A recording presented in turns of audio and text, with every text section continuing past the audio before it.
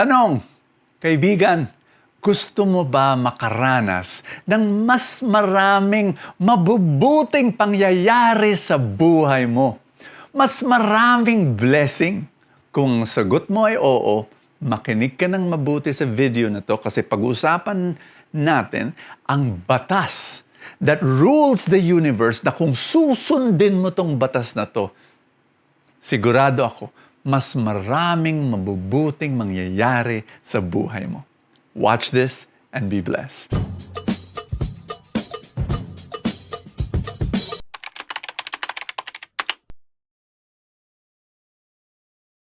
Alam mo, sa full tank, madalas ako'y nagkikwento ng mga parables, yung mga allegories, no? Tungkol sa mga hayop, ganyan, isda, kabayo, di ba? Usually. Pero ngayon, mag-iiba tayo ng konti. True story ang isi-share ko sa inyo. Ang pangalan ng tao ito, si R.G. Letourneau. Medyo mahirap i-pronounce, baka nga mali yung pag-pronounce ko eh. Pero itong mama na to, ang tawag niya sa sarili niya, negosyante ni Lord. Galing ano? Tapos ang galing niya mag-invent na kung ano-ano. No? 300 plus inventions ang nagawa niya. Yumaman si RG. Alam mo si RG, ang ganda, habang payaman ng payaman siya. No? Ito sabi niya, dahil simple lang naman ang buhay niya, okay naman siya, naggawa siya ng reverse tithing. Ano yung reverse tithing? Sa Bible yun, yung tithing, di ba? Siguro narinig niyo na yun.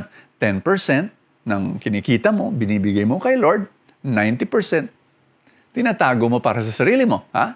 Okay na okay yun. Isipin mo, galing kay Lord ang lahat, business partner mo siya, tapos 10% lang ang kinukuha niya. Ibang klase. Alam mo, ang ginawa ni RG, dahil payaman siya, reverse tithing. 90% binibigay niya sa Panginoon. 10% na lang sa Kanya. Ang galing. Alam mo, nung binasa ko yun, sinabi ko, ako rin, nung nagsimula ako maging negosyante, entrepreneur, no? Yun ang goal ko. Alam mo, ngayon, hindi pa ako 90%. Pero, palapit na. Kumbaga, every time, every year, I'm trying to give a little bit more, just a little bit more, no? Alam ko, darating rin yun.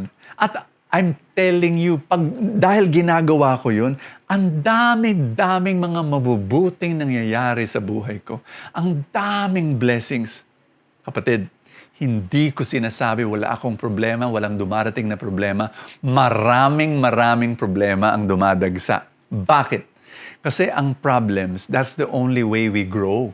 That's the only way we learn. So, pinapahintulutan ng Panginoon ng mga problema.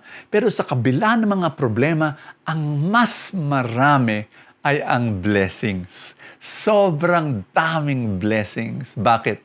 Sa Mark chapter 4, nakalagay doon, the measure that you measure will be measured out to you, and ang ganda, the more will be given to you. Parang the law that rules the universe, makinig is the law of the echo. Ano yung echo? Ganito. Naalala ko, minsan pumunta kami sa Sagada ng pamilya ko. Tumayo ako dun sa isang cliff, bangin. Tapos may bundok sa harapan ko. Because of the land, talagang ang ganda ng echo.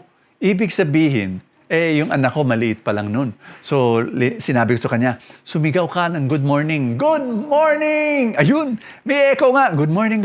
Kakatawa. No? Sinabi ko, eto, nag-eksperimento, sabihin mong, you're ugly. Nagulat yung anak ko. Pero subukan mo, you're ugly, sigaw niya. Alam mo, bumalik. You're ugly.